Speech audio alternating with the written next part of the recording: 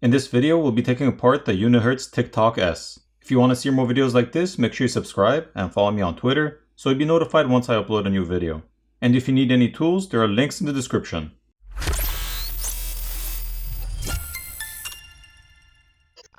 First, we'll need to remove the SIM tray. Here's a better look at that. There are 3 T5 or Torx 5 screws on either side of the phone which need to be removed. Now there are 5 more Phillips screws on either side which need to be removed. On the back of the phone, these 4 plastic covers need to be removed.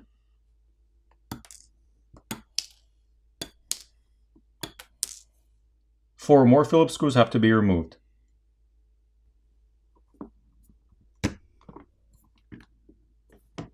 The back cover can now be lifted up and to the side, but be careful since the flex cable for the secondary screen on the back is still attached to the main board. 11 more Phillips screws need to be removed.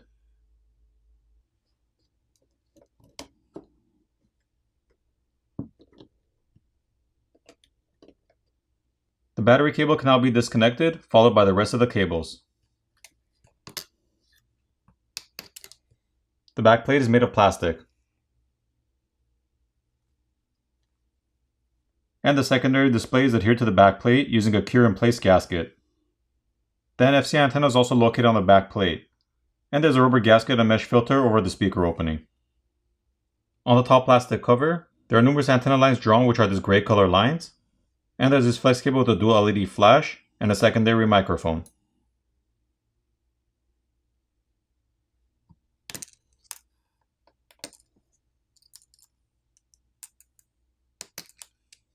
There are 3 coaxial cables on the bottom right side of the board which need to be disconnected by just popping them off.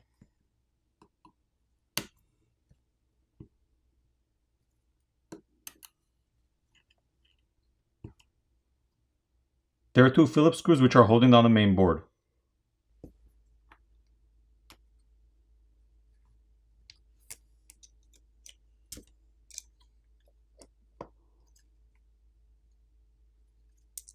On the main board, there's a 64 megapixel main camera and a 2 megapixel macro camera, neither of which have OIS or optical image stabilization. The camera connectors can be disconnected by just popping them off.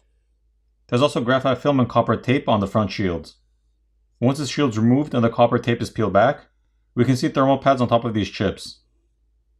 The SIM reader is located on the back, and we can see the 32 megapixel front-facing camera.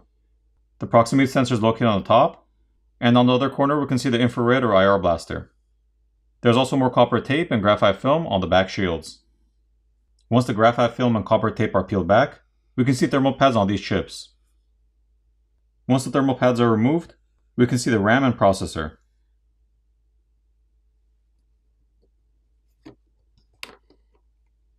Here's a better look at the speaker assembly. The speaker itself is located here, and there are some antenna lines drawn on this plastic cover.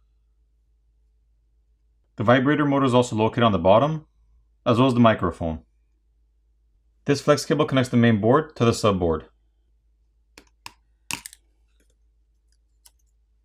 To remove the battery, there's a transparent adhesive pouch, which can be lifted up to help you pry it off.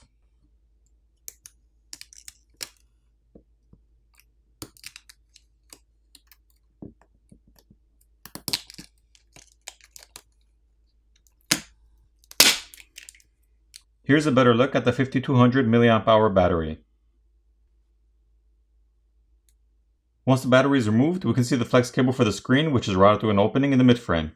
So if you need to replace the screen, you'd have to remove the back plate, as well as the screws in the top cover, and then you'd have to disconnect the flex cables, pry the battery off, giving you access to the screen cable, at which point you'd heat up the front of the phone where the screen is to loosen up the adhesive underneath, pry your old screen off, apply new adhesive, reapply the new screen, making sure you run the flex cable back to the opening in the midframe, and reassemble the phone. If you need to replace the subboard or the charger port board, it's held down with some adhesive, so you just have to heat it up and pry it off the frame. The flex cable for the volume keys and fingerprint reader is located on this side, and this flex cable is for the other buttons on the other side. The earpiece speaker is located on top and it's held in place with a cure-in-place gasket, and we can see a copper heat pipe which runs underneath the motherboard and along the side of the phone. For the repairability score on this phone, I give it a 5.5 out of 10. Now it's time to put the phone back together.